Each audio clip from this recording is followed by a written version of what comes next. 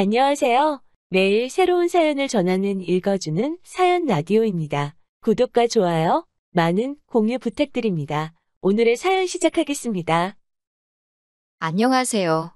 2년 전에 있었던 사연을 들고 찾아온 건 어제 우연히 전 남편을 길에서 마주쳤기 때문이에요. 얼굴이 참 딱하게 되었더라고요.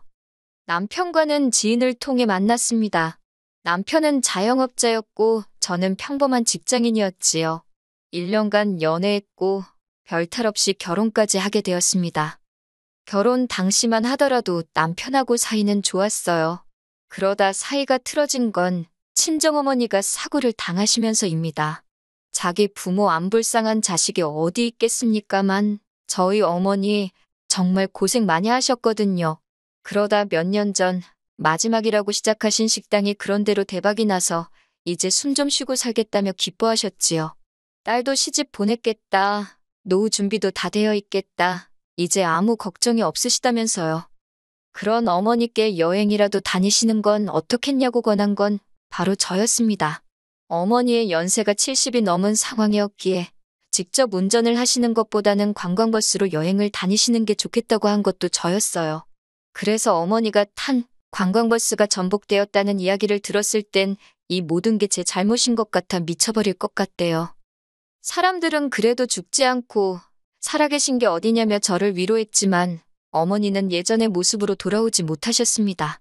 뇌에 큰 충격을 받아서 치매 증상을 보이기 시작하셨거든요. 그리고 그 진행 속도는 제가 예상한 것보다 훨씬 빠르더군요. 딸인 저를 제외하곤 그 누구 하나 제대로 알아보질 못하셨으니까요. 하루가 다르게 나빠져가는 어머니를 지켜보는 건 너무나 고통스러웠고 저는 남편과 상의 끝에 어머니를 집으로 모셔야겠다고 생각했지요. 하지만 흔쾌히까지는 아니더라도 이해해줄 거라 믿었던 남편이 보인 반응은 차갑기 그지 없었습니다.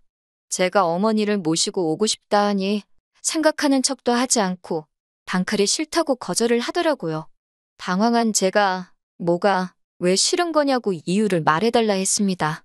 내가 당신 불편하지 않게 최대한 조심하겠다 하니 남편이 한다는 소리가 불편할 것 같답니다. 저는 다시 한번 뭐가 그렇게 불편할 것 같냐고 물었고 남편 입에서 나온 말은 충격적이었어요. 우리가 아직 신혼부부인데 장모님이 와 계시면 아이는 언제 만드냐입니다. 황당해서 제가 지금 어머니가 저 상황인데 애를 만들자는 게 무슨 소리냐고 나더러 지금 임신이라도 하라는 거냐니까. 꼭 애는 안 갖더라도 부부 생활은 해야 하는 거 아니냐입니다. 결혼 전부터 그런 쪽으로 왕성한 사람인 건 알았지만 그래도 할 때 말 때를 분간 못하는 천치인 줄은 전혀 몰랐기에 깜짝 놀랐어요. 저는 남편에게 그런 건 나중에 해도 되지 않냐. 지금 나는 어머니가 제일 중요하다 하니까 그러면 아예 부부관계를 안 하겠다는 거냐며 저더러 아내로서 직무유기랍니다. 제가 어이가 없어서 남편을 가만히 쳐다보니 자기가 뭐 틀린 말이라도 했냐며 오히려 어깃장을 놓는데 솔직히 순간 저게 짐승인가 싶더라니까요. 이튿날 제가 남편에게 생각해봤냐고 물었습니다.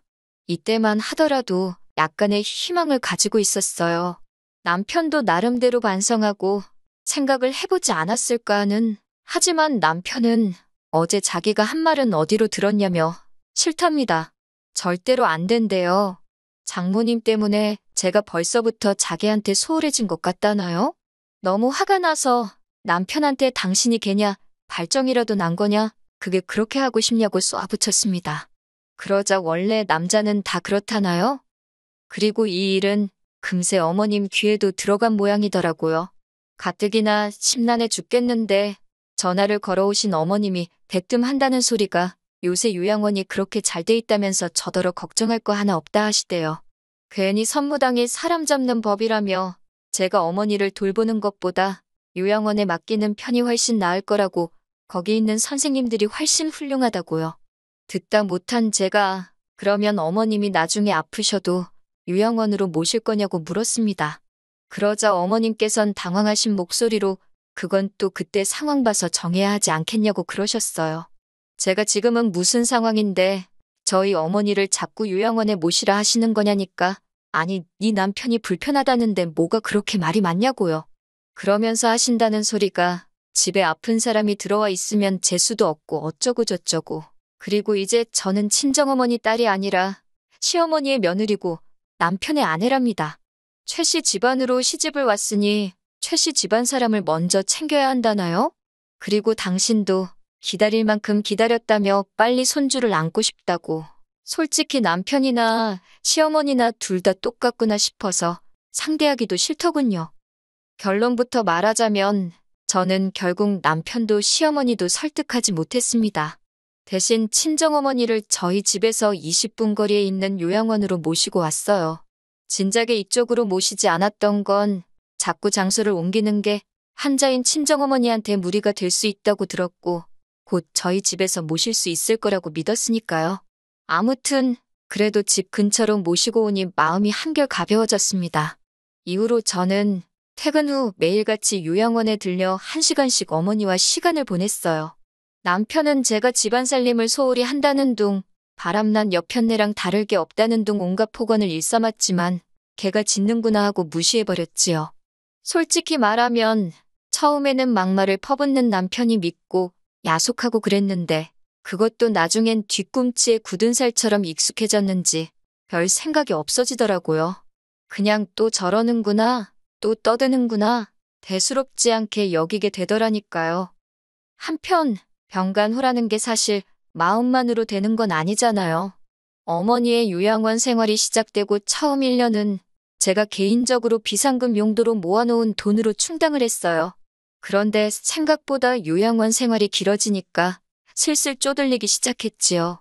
더는 방법이 없다 싶어서 고민하던 중 어머니의 재산을 처분해서 충당하면 어떻겠냐는 누군가의 조언을 듣게 되었습니다. 하지만 막상 알아보니 그것도 사정이 여의치가 않더라고요. 일단은 성년후견인이 되어야 했고 짧아도 6개월은 걸린다는 전문가의 말에 한숨부터 나오대요. 왜 진작에 알아보지 않았냐는 전문가의 질문에 제 자신이 한심하고 갑갑하고 결국 저는 정말 내키지는 않았지만 성년후견인 지정까지만 버티자는 심정으로 남편에게 500만 원을 빌려달라 했습니다. 하지만 남편은 지난번과 마찬가지로 조금의 고민도 없이 없다는 한마디로 제 부탁을 묵살해버리더라고요. 제가 그러지 말고 빌려달라고 후견인 지정만 되면 바로 돌려주겠다 하니 그러다 지정이 안 되면 어쩌냐며 그리고는 한다는 소리가 부부관계도 안 하는데 우리가 부부가 맞냐입니다. 자기가 마누라가 있긴 한 거냐며 이건 뭐 총각대만도 못하다나요? 저더러 뻔뻔하다며 자기한테 돈 맡겨놨냐고 빈정거리대요. 이런 말까지 들으니 저도 이러면서까지 결혼 생활을 유지하는 게 맞나 싶더라고요. 치사하고 더럽고 수치스럽고 결국 그날 밤 남편에게 이혼하자 했습니다. 그러자 남편이 저를 바라보더니 이것 보라고 돈이 급한 게 아닌가 보다며 저더러 서류를 준비해 오래요. 이혼해주겠다고요. 하지만 바로 남편에게 이혼 서류를 들이밀지는 못했어요. 물론 마음 같아선 당장이라도 이혼을 진행하고 싶었지만 성년후견인인지 뭔지 그것도 진행을 시작한 상황이었고 그 와중에 어머니의 건강은 급격히 나빠지고 있었으니 정신이 정말 하나도 없었거든요. 그래서 일단은 중요한 것부터 하나씩 해결하자는 마음으로 이혼을 잠시 미루게 되었지요. 그렇게 한 두어 달쯤 지났을까요? 어머니께서 폐렴 증세를 보이시더니 그대로 기력을 회복하지 못하시고 돌아가셨습니다. 다른 사람들은 치매에 걸려도 10년이고 20년이고 산다던데 왜 친정어머니는 그 몇 년도 버티지 못하시고 서둘러 떠나신 건지 하염없이 며칠을 눈물로 보냈습니다. 이럴 줄 알았으면 회사고 뭐고 관두고 하루라도 더 어머니랑 시간을 보낼 걸. 이럴 줄 알았으면 남편이 뭐라고 난리를 치건 어쩌건 무조건 집으로 모시고 올 걸. 죄책감에 밥 한술 넘기기가 어려웠어요. 어머니의 장례를 치르는데 남편이 상주 노릇을 하겠다길래 됐다 했습니다. 어차피 이 이혼 이야기까지 오가는 마당의 상주는 무슨 장례에도 오지 말라고 했어요. 그래도 어쩐 일로 장례식에 와서 꾸역꾸역 자리는 지키고 있더라고요. 하지만 그 검은 속내를 알아채는 데는 오래 걸리지 않았습니다. 어머니를 그렇게 보내드리고 집으로 돌아온 지 이틀째 되던 날이었어요. 남편이 뜬금없이 상냥한 목소리로 많이 힘드냐고 묻더라고요. 상대도 해주기 싫어서 한번 쳐다보고 말았습니다. 그러자 제 눈치만 살금살금 살피던 남편이 이제 슬슬 이것저것 정리해야 하는 거 아니냐고 그래요. 저는 이혼 이야기인 줄 알고 걱정 말라고 곧 서류 가지고 올 거라고 했습니다. 그러자 남편이 그게 무슨 소리냐며 일단은 장모님이 남기신 재산 같은 것부터 알아보랍니다. 자기가 같이 알아봐 주겠다면서 그런 건 여자 혼자 하는 게 아니라나요? 순간 등골에 소름이 쫙 끼치는 게 제가 개수작 부리지 말고 이혼할 준비나 하라 했습니다. 그러자 남편이 우리 다툼의 원인이 장모님이지 않았냐. 그런데 이제 장모님이 떠나셨으니 우리가 다툴 일도 없을 거라며 이혼은 하지 말자더군요. 미친 상욕이 절로 나왔습니다. 저는 남편에게 친정어머니랑 관계없이 너 같은 인간이랑 살맛대고 못 산다고 했어요. 보기만 해도 소름이 끼친다고요. 그러자 자기가 순순히 이혼을 안 해주면 어쩔 거냐입니다. 그래서 저도 무서울 거 없다고 소송하자고 맞불을 놨지요. 또다시 남편이란 자식이 실실 웃으면서 한다는 소리가 소송하면 장모님 재산 자기랑 나눠야 되는데 저더러 괜찮겠냐입니다. 어이가 없어서 알아보려면 똑바로 알아보라고 했어요. 상속재산은 너랑 안 나눠도 된다고 멍청한 건 답도 없다고 사부치면서요. 하지만 남편은 자기가 조금만 노력하면 제 마음을 돌릴 수 있을 거라고 믿었는지 되도 않는 아침상을 차리질 않나? 청소를 해놓지 않나? 하나같이 멍청한 짓거리만 골라서 하고 있더라고요. 그리고 그렇게 한 2주 정도 지났나 저도 더는 남편이랑 눈치 싸움 하기도 싫었고 슬슬 변호사 알아보고 소송으로 가야겠다 생각하는 와중에 남편에게 사고가 났네요. 가게 주방에서 가스가 터져서 얼굴에 불이 붙었다나요. 병원에서 이야기하기를 얼굴 전면부 화상이 너무 심해서 허벅지에서 살을 갖다 이식을 해야 된다더군요. 그런데 이식만 해서는 보기가 흉할 거라 이후로 성형을 여러 번 해야 한답니다. 문제는 돈이더라고요.